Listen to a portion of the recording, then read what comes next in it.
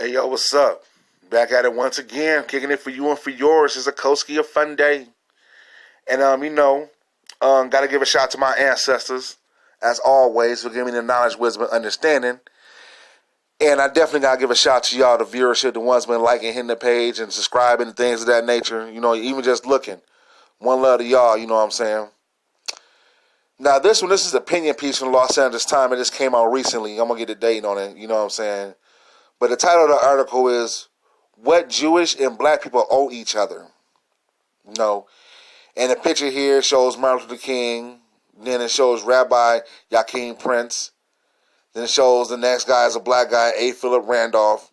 And it shows President Kennedy. You know what I'm saying? And it's August 28th, 1963, the day of the March of Washington. Where Kennedy came out and blessed it. This came out January 19th. Of 2020. All right, let's dive into this. Every January, synagogue comes across the country a special service or ceremony in the memory of Martin Luther King Jr.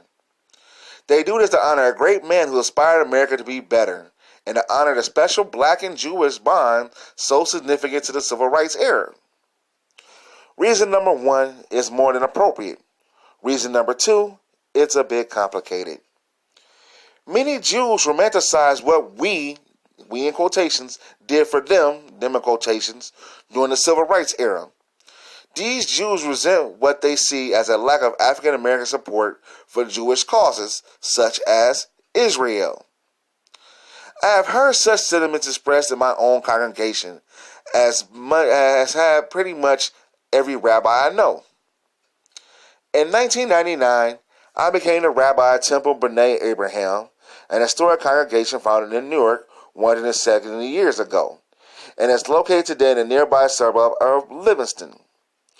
If you read Philip Roth, you know Temple B'nai Abraham. In 1939, Joachim Prince, recently arrived from Germany, became a Temple B'nai Abraham rabbi. Of all the rabbis in Berlin, he was most open and critical at his personal peril of Hitler and the Nazis. Early on, he saw there was no hope and urged Jews to leave. He was arrested multiple times and only left with a given deadline before what would have been likely his final detention. Prince took to his new country, and the cruelty suffered by its black citizens especially moved him. The moral outrage that fueled his outspokenness in Berlin found its voice here and threw itself in the civil rights movement. His involvement culminated in an extraordinary speech, Silence, at the 1963 March on Washington, in which he gave just before Dr. Martin Luther King's I Have a Dream speech. Prince's civil rights leadership is perhaps the proudest aspect of our congregation's rich history. Yet, as I began to learn more about the congregation, the more I realized that it has been necessarily said on the pulpit did not necessarily represent those thoughts of who sat in the pews.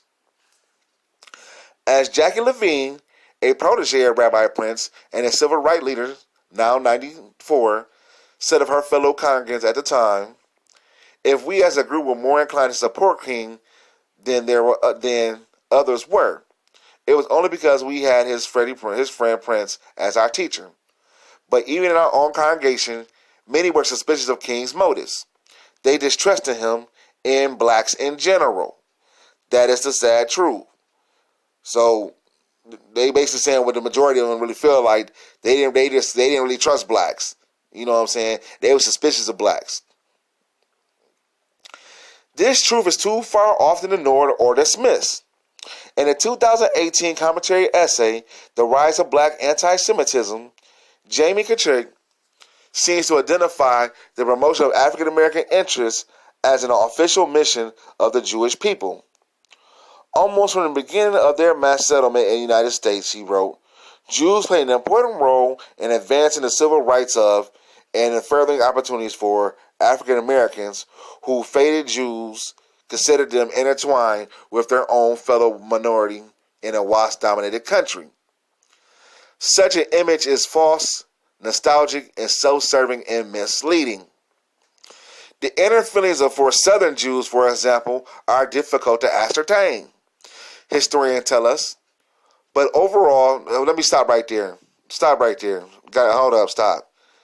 The inner feelings of Southern Jews, for example, are difficult to ascertain, historians tell us. That's a lie, because they was the slave masters. That's been known. I mean, see how they still trying to slide and sneak and try to cover up the history? That's been known. They said they was the top slave master. They was the one moving the work. They don't want to say that. You know what I'm saying? Back in there. But the overall, perhaps out of fear of anti-Semitism, their actions did not reflect much of those of their white Gentile neighbors. There you go. Perhaps out of fear of anti-Semitism, their actions did not reflect much of a difference of those of their white Gentile neighbors. So they thought the same way the white Gentile thought. They was in the slave trade too. While A.T. Atlanta's Rabbi Jacob Rothschild used his pulpit to preach racial justice, Mark Levy, a freedom writer and activist, reported being barred from attending services at a synagogue in Marion, Mississippi. In Troubling Waters, the Black-Jewish Relationship in the American Century, the historian Cheryl Lynn Ginsburg notes that most Jews were white people and held white people attitudes. She said that not only meant a certain amount of Jewishness racism, but also an unwillingness to dismantle existing local social structures that confer special benefits on those with white skin, whether they recognize those benefits or not. Jewish involvement in the civil rights era does give much of us to be proud of. Jews made up perhaps of the white freedom writers. They were prominent among the founders and the early funders of the NAACP. So they admitted right there. They admitted they founded the NAACP. In the history of the civil rights movement will be incomplete without mentioning Michael Swarner and Andrew Goodman, who were lynched alongside a fellow freedom writer, James Cagney, in Mississippi in 1964. They were true heroes, martyrs even. But as Greenwood pointed out, that Goodman and Schreiner were Jews say nothing about the commitment of the Jewish community large writ to the problems facing African Americans. Indeed, we should not assume that the nobility of Goodman and Schreiner and Rabbi Prince and so many others reflect American Jewish attitudes at the time. To do so is not only inaccurate, it endangers the imperative to aspire of high moral standards because we think we have already achieved it. This year, honoring of Dr. King comes as anti-Semitism is on the rise. If we Jews hope others will be there when our time of need, when we need them, we must be as sensitive to their needs as we hope they will be to ours. A key step is to realize that as a people, we have not always been who we wish we had been. Many Jews did brave things in the civil rights era because they believe it's a must. We should feel pride in their bold commitment to Jewish values, but not prideful in actions we imagine to be undertaken in the name of all of us. Now, this is an op-ed, like I said, this came out a couple of days ago. And, he didn't want to, he bring up Swarner and Goodman, they do that all the time. How they, but at least he admitted, though, it wasn't a lot of them in there like that. You know what I'm saying? They was mainly had the same attitudes the white, as the Gentile population, because the Jews had this, as you talked about back then. You read books like Secret Relationship Between Blacks and Jews, and just the 18 Courage E. Woodson and his history books, stuff like that. The 1830 census, they take it back. They was the main ones doing it, doing the slave trade.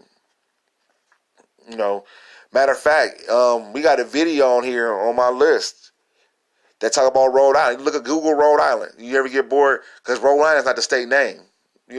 That's not the full name of the state. The full name of the state is the Plantations in Providence, Rhode Island, something like that. I did a video on that. And the Jews ran that because they had all the shipping on the Providence. That was in the triangle of their slave trade. You know what I'm saying? So when you hear about, we got to get to more videos about that. But they had their own spot over there. You know what I'm saying? George Washington even gave them that spot. It talks about that, how they be safe and they protected from anti-Semitic stuff. You know what I'm saying? They didn't fight the war themselves, though. You know what I'm saying? They used their African slaves. They doing stuff. It's more complicated than that. But, yeah, they talk about the Jewish relationship, and they don't really, he tries to, but he really don't go to the fact that, yes, it was. They jumped in, so they wouldn't be called so they jumped in with the white population in the slave trade. So they will be called anti-Semitic. You know what I'm saying? They got money and stuff like that. Shepherding, Farzan, and Ashkenazi. Alright, well, subscribe to the channel. Much love. You know what I'm saying? We talk about history like this. What we owe each other. What we owe. Really, what do we owe? I hate stuff like we owe, what the people owe each other. What the hell? Y'all have been riding our back. We protected y'all in Spain. That ain't anti-Semitic. This is real talk. You know what I'm saying? Get your money. Do what you're doing. But we protected y'all in Spain. You know what I'm saying? Same day after that, y'all went and started the Dutch East India Company and started putting the slave trade on blast. That's what the history book states. You know what I'm saying? A lot of the Spanish congregations was Jews getting out because they had the Spanish Inquisition. They was getting up out of here, getting up out of Europe. Yes, it's true. The Jew has gone through hell in Europe. Super hell. But they also continued on in the New World. Anyway, I'm Iskosi. Get funny. Peace and love. Much love.